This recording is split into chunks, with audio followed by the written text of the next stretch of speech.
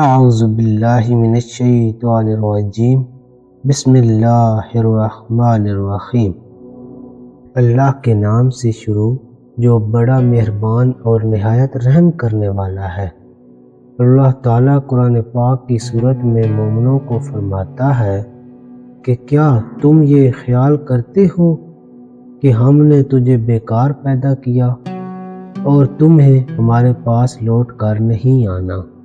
دوستو، کیا آپ جانتے ہیں کہ ہم ایک دنیا کے اندر جی رہے ہیں؟ یہ ایک دھوکہ ہے اور یہ خوبصورت اور دلکش نظر آنے والی دنیا ہماری آنکھوں پر ڈالا ہوا ایک پردہ ہے۔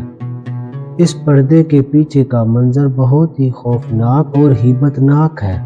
جب انسان اس دنیا سے رخصت ہوتا ہے تو اس وقت اس کی آنکھوں کا پردہ اٹھ جاتا ہے۔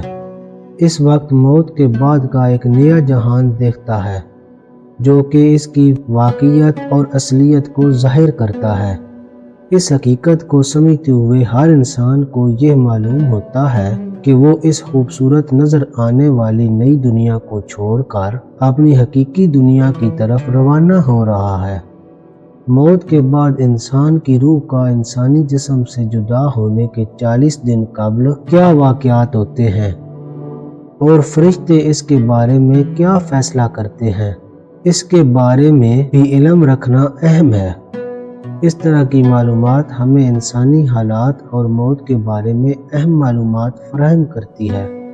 پیارے دوستو، آج کی ویڈیو میں ہم آپ کو قرآن و حدیث کی روشنی میں تمام سوالات کے جوابات فراہم کریں گے۔ ہم آپ سے گزارش کرتے ہیں کہ ہماری اس ویڈیو کو آخر تک دیکھیں۔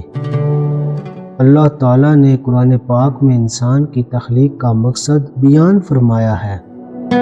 انسان کو صرف اور صرف اپنی عبادت کے لیے پیدا کیا ہے، اور ساتھ ہی اللہ تعالیٰ نے انسان کی موت کی گھنٹی بھی بجا دی ہے تاکہ ہر انسان کو مرنے کے بعد ہماری طرف لوٹنا ہے اور اپنے اعمال کا بدلہ دینا ہے۔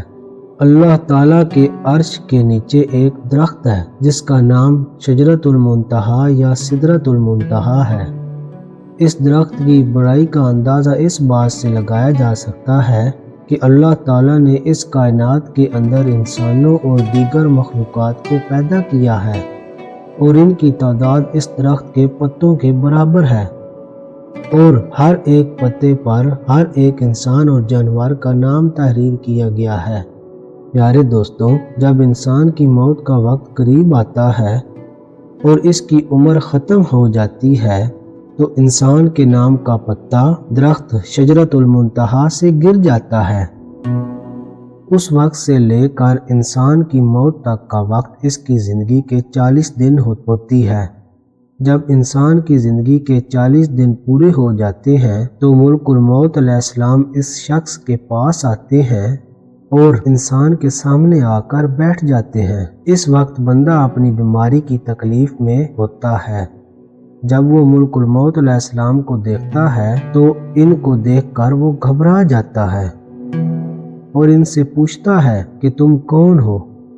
حضرت ملک الموت علیہ السلام کہتے ہیں کہ میں ملک الموت ہوں اور میں تمہاری روح قبض کرنے کے لیے آیا ہوں۔ پیارے دوستوں، ملک الموت علیہ السلام کی یہ بات سن کر وہ مرنے والا شخص اپنے منہ کو پھیر لیتا ہے اور اس وقت اس کی آنکھیں چکرا جاتی ہیں۔ اس وقت ملک الموت علیہ السلام اس مرنے والے شخص سے فرماتے ہیں، تو مجھ کو نہیں جانتا، میں وہ ہوں جس نے تیری اولاد کی اور تیرے ماں باپ کی روح کو قبض کیا، اور آج وہ وقت بھی آ گیا ہے جب میں تیری روح کو قبض کروں گا۔ تو دیکھ لے گا اپنی اولاد اور اپنے عزیز و اقارب کو جو تجھ سے پہلے موت کا ذائقہ چکھ چکے ہیں۔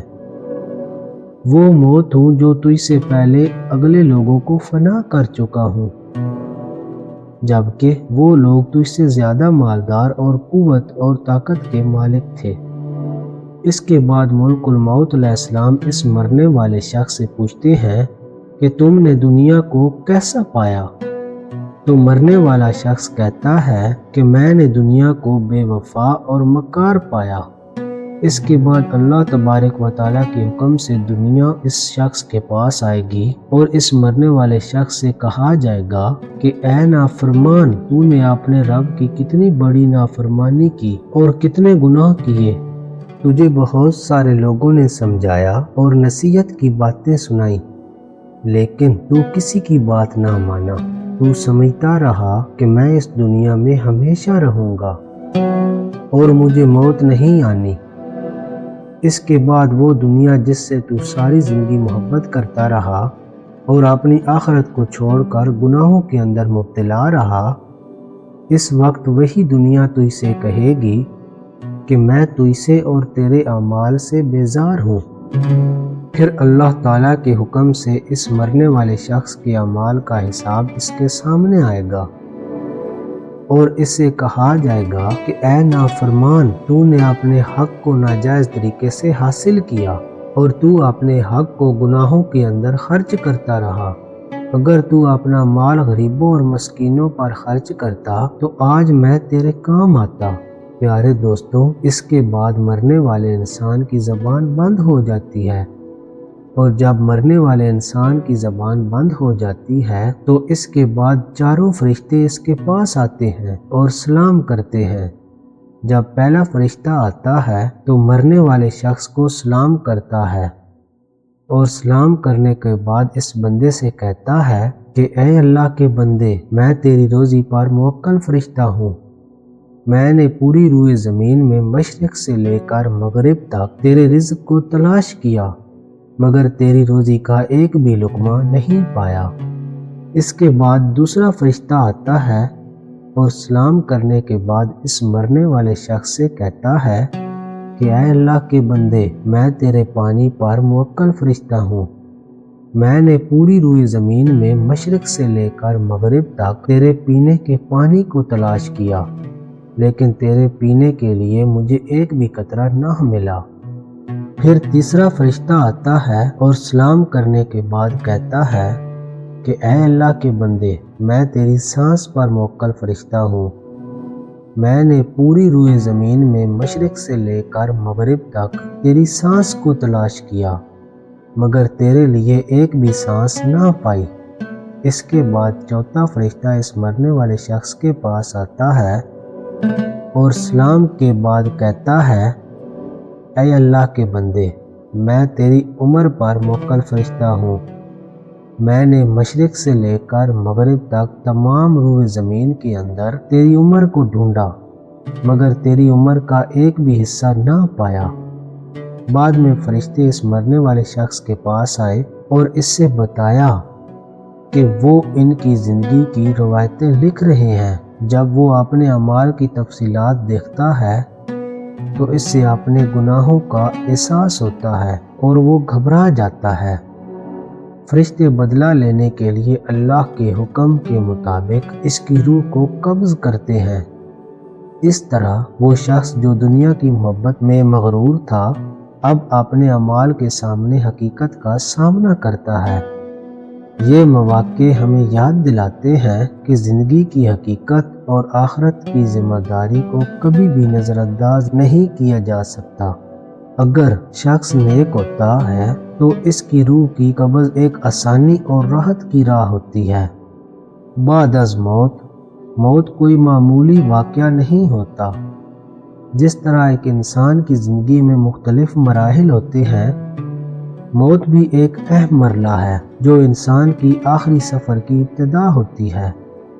موت کے بعد انسان کا اعمال نامہ انسان کے لیے اہمیت رکھتا ہے۔